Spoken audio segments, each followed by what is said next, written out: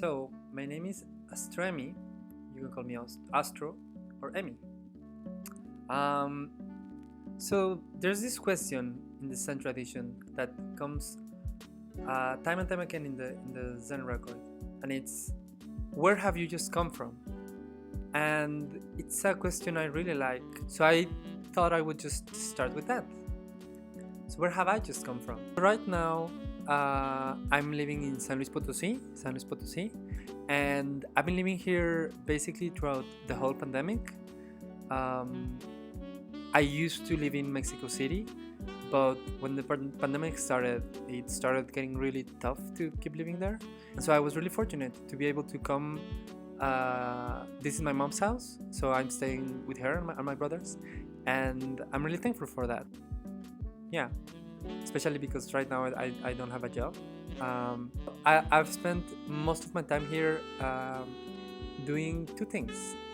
One is studying Zen, which I think I'm gonna leave for another video, and the other one is I've been saving up to go to Europe by doing just random jobs here and there, using my philosophy degree to good use. I don't have the degree. I'm still waiting to get my dissertation approved. But yeah, so I've been saving to go to Europe, and I'm going in April. And that gets us to the subject of this video, which is I have been nervous and a little bit scared of going to Europe because um, I'm going there to see a friend get married in Spain, and I figured like, well, I'm not doing anything right now, so I should like make the most out of the opportunity to go there and stay for a while, which my Mexican passport allows me to stay there for 90 days without anybody asking me any questions.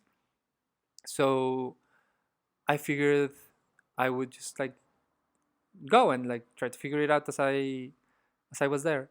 So I have been like really I've been getting increasingly scared of what my time over there was gonna look like because, as I said, like I don't have a job, and the money I've saved up to go there, it's not like it's not much. Um, it's like by my calculations, it's enough to not die over there, but like that's scary, right? Because I don't know a lot of people in Europe, and um, I don't like even though I make like my calculations and I try to like see how much things cost and stuff like that. Like you never know. Like you never know what's gonna happen and when you're gonna need money and stuff like that. As part of my attempts to be at ease with going to Europe, I turbocharged my French study. I've been studying for a lot of years now, but always like just on the side, right? Like sometimes I would watch like a YouTube video or like read a book or something, but especially with my listening skills, I would always like just uh, just sort of neglect them. But now that I'm actually going to France after Spain, I figured I should like become a little bit better with my French. So I started like diving into it a whole lot more. And as part of my French study, I started reading the graphic novel Persepolis. From my perspective, most people have heard of it, but in case you haven't, you should Google it. But if you don't want to Google it, I can tell you that it was written by an Iranian author called Marjane Satrapi. I don't know if I'm pronouncing that right. Um, and she basically talks about her experience during the revolution that brought Islamic fundamentalists into power. It's a really it's a really interesting story to read because I think it brings up a lot of questions about like ho- I think most people in the Western Hemisphere don't really know that much about Iran, but just by watching the story, you start to ask yourself like, oh, what is that about? And I think if you are just a little bit curious about what you're reading, you can start uh, like, you just Google shit and maybe read a couple of articles here and there, and I think you learn quite a bit about uh, Iranian history.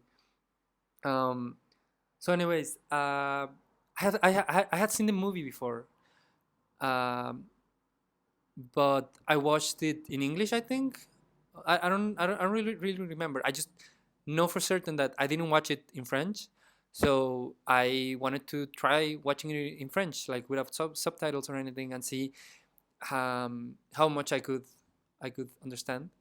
And it was really fun. I really liked hearing the original version, and it was a really cool confidence boost to know that, okay, I don't understand every word, because like uh, it's hard, but I do understand a lot of what is happening on what they're saying. And as I was watching it, a particular scene really struck me. It's a scene where our protagonist, uh, she goes uh, she goes to study abroad in, I think it was it Prague, um, and she goes to study there because of what's happening in her country and the liberties, she was starting to miss. And there comes a point where, like, she basically becomes stranded. After a while of everything sort of being okay, she starts to get increasingly alienated, and uh, she loses her friends, and she breaks it off with the guy she's seeing, and is heartbroken. And then she gets into a fight with her with the lady she's staying in, without anything resembling a support network. She starts living in the streets, and she she's just there all by herself, and she has nowhere to go to and no one to rely on. And after a while of living in the streets, she collapses, and they take her to the hospital. And in the hospital, she calls her parents back in Iran and asks if she can come back. And that whole experience really resonated with me, because I think that's the thing I'm afraid of. I know it's a long shot for something like that to happen, but it is a worry in my mind that, like, what happens if, I go to this new place and, like, nobody likes me and no one is willing to, like, lend me a hand.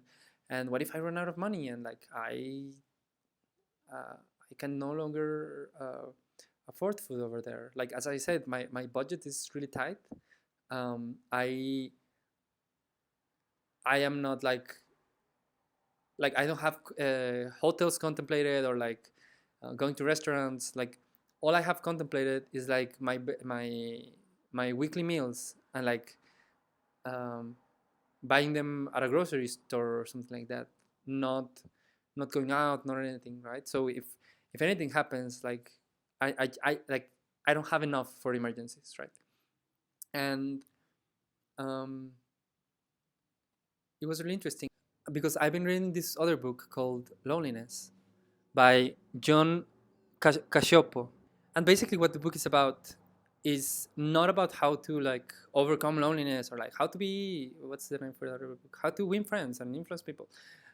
It's a book about how loneliness works, and why it's a feature that evolution evolved in our brains. And it talks about it being, like, similar to hunger, but for our social needs. So if you're feeling lonely, it means you are hungry for social contact, right? And connections and intimacy and community. And that's the thing, right? Like, I'm scared of going over there and being alone, because the reason our brain has such a strong signal for when we're feeling alone is because our survival is so much easier when we're together, right? David Graeber said once that we're fragile creatures, and I agree. Like, we have to understand that none of us are in this by ourselves. Like even the most individualistic and egocentric person, they benefit from other people doing stuff like growing their food and bringing them to grocery markets, or any number of things, right? The entertainment they consume, the entertainment they consume, and all of their nice amenities like having lights and I mean having electricity and having internet and stuff like that. So I do think it's important to recognize that um, we can't pretend that we are all over here making it out by ourselves. Like that's not a thing. We're always relying on each other, and it's ingrained in our culture, right? Like we get bombarded with this message over and over again that we have to make it on our own. Like you're living with your parents, that sucks. Like you need to have your own place, and you are doing stuff because you like it instead of like trying to win the big bucks with it. Like that's stupid. You should always look to get compensated, um, in, compensated in you know monetary terms. And I think that's also a question I struggle with. Like even making this YouTube channel, like it's the idea to start making this was um, because I wanted like a different way to express myself and to make um, different ways of engaging with art. Because I think these YouTube videos can be art, and it doesn't solely rely on the level of production you have. I think it has to do with something else about expressing oneself. And I think uh, that's something we could get at in another video. But I think that even that question of like, okay, am I doing this video to express myself, or should I try to make videos that really engage people and like what do people want, and maybe if I engage enough people, I can get paid I can get paid by YouTube to make videos or something. And I think that sucks. Like, I think the the reason we believe that, and the reason it's such a powerful idea to think that we have to make it on our own, is because depending on people is scary. And I think there's this illusion that if you get enough money, you won't ever have to depend on anyone. But I think that's a lie, and that is, and it's so much a lie that we literally have a mechanism in our brains that makes us feel pain when we are by ourselves. Like a lot of money can buy you food, but no amount of money can give you company, community, and friendship, like true friendship, where you feel seen and listened, and you feel like you're helping out, like, and you feel that you can be yourself around others. So I recognize that all of like what I see in, I recognize that these ideas and what I saw in Persepolis and what I'm feeling about my upcoming trip to Europe, like it's, I understand that the question by itself is important. That brings us to our third part. It's okay, because I think it's really easy for, and I say it a lot with the people I talk to. It's really easy to start thinking that like um, you need to shut up that voice in your head that asks you questions like, um, what if I'm not enough? What if I'm all by myself? And all of those thoughts that I understand that they can like, they can spiral, and especially with people suffering from anxiety, like they can get really bad. But I think that if we never confront those questions, and if we never learn to like introspect and deal with what with the worries that our brain has, then we are never like, if we don't learn how to do that, I think we're always gonna keep thinking that the problem lies in ourselves. There's this really good quote which I think I got from a book called Lost Connections, but I'm not really sure. I should really make a better job researching these videos, but it was this idea that like that's a book about depression, and it was this idea that depression is not um, depression is not a robot that it's broken. Depression is not a robot that is broken. Depression is an animal that's not getting its needs met. And I think what most people, and I think a common misconception is people always look to themselves to figure out like a way they are fundamentally broken, and I don't think that's true at all. There's this psychological theory that's called self-determination theory, which I think is really insightful because it posits that human beings are naturally curious and prone to exploring and self-development and like just doing cool shit. But what needs to happen is that they have to have certain conditions met. And for instance, one of the things that self-determination talks about is how people need to feel in control of what they're doing, right? Like if you have no option in doing what you're doing, then it's gonna suck. Obviously, it's gonna suck. And the other part is you need to feel competent. Like you need to feel a sense of, oh, I'm getting better at what I'm doing, not just like aimlessly doing the same thing over and over again without any insight into how you can do it better. And the last thing, which is the subject of this video, is relationality. Like people don't like just doing shit by themselves and like living in a cave or whatever. We like to do things and then show it to people, right? Like that's why we make art. We do things and we work on our art, and then we try to make it as good enough as we can in order to show it to another people and to give them the opportunity to connect. And I think that's the fundamental issue, right? How our experience is not only defined by others, but it's improved by others. I think, like, I don't think much of existence would make sense if we didn't have people to share it with, like our friends, our family. And that theory is really interesting to me because it reminds me of this idea in Zen of the ordinary mind. This is a case from the Zen tradition, and it's this story where Jiao is one of my favorite Zen masters to read about. He asked Nangquan, his teacher in a way. He asked him, "What is the way?"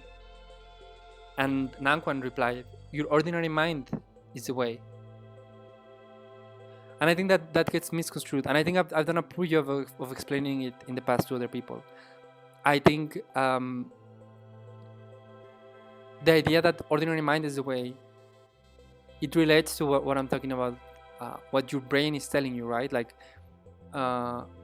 if you're feeling shitty and you're feeling lonely and you're feeling like you have no one to talk to and maybe you feel stuck in some way, I think what ordinary mind means is not, oh, you should just stay where you are and like do fuck all to change your circumstance, but rather the opposite, right? Like listen to what your brain is telling you. If there is something you think you could change in order to make your life more enjoyable or more significant or whatever it is, I think you should absolutely do it. So that's the thing, right? I don't have to force myself to like not be scared to go to Europe. I can be scared to not go, and I can, like, that scaredness is telling me something. What that is telling me is I'm not prepared enough to go, and if I follow that signal, then I can spend my time, like, I don't have to force myself, right? I would just do things that will help me in my survival once I'm there. So I keep seeing this idea, right? That like the issue is not something within people. It's something like there are conditions that are not being met, and I keep seeing it over and over again, right? Like I see it in Zen, I see it in self-determination theory, I see it in anarchist pedagogies, I see it in language acquisition, and any sort of high-level learning has this component of understanding what our brain is, how it works, and what and what letting it do its job means. So it reminds me of this scene in Crazy Ex-Girlfriend, which if you haven't seen it, I strongly recommend you do. Um, it's a great series about mental health and someone who and the is the story of someone letting go of the narratives she has heard of all her life. One of the things that really struck me is throughout the series, like it's a musical, and throughout the series we see our protagonist Rebecca going into this like fantasy world where she experiences her life as a musical, and it always made her feel off because she would feel like she was being weird and like nobody understood what she was doing, and she would like space out and like not be in the conversation. And by the end of the series, she realizes, with the help of her friend, that the thing she's looking for and that burning question of who she is and how to find it, like it's been in her face all along. It's in that space of it's in that space where she feels comfortable enough to be creative and be authentic and talk about her feelings and just explore them and do beautiful stuff with them. I think it's really important to understand that that same experience she had is different for everyone, right? Like maybe you are not musically inclined, but like maybe you love to write or to take care of people or of plants or animals, whatever it is. We all have these things that we're naturally inclined towards, and things that naturally engage our curiosity. And even if that curiosity manifests itself in like non-positive feelings like fear or jealousy or anger or whatever it is, I think that's why having an emotional education is important, because if we do, then we can explore those feelings and realize that that's like those feelings are not alien to us. Those feelings are part of who we are, and part of what moves us. That ordinary mind is stuff of life, and the thing that gives us movement and energy and passion to do things. And if we're not doing that, then why even do anything? Thank you for watching my video, and if you liked it, give me a like and subscribe and all of those cool things that are gonna make this video be shared with more people. It was my first video, so if you didn't like it, you can give me feedback as well. And you know, I'm a good sport. I'll try to listen to it, and well, see you in the next one. Bye bye.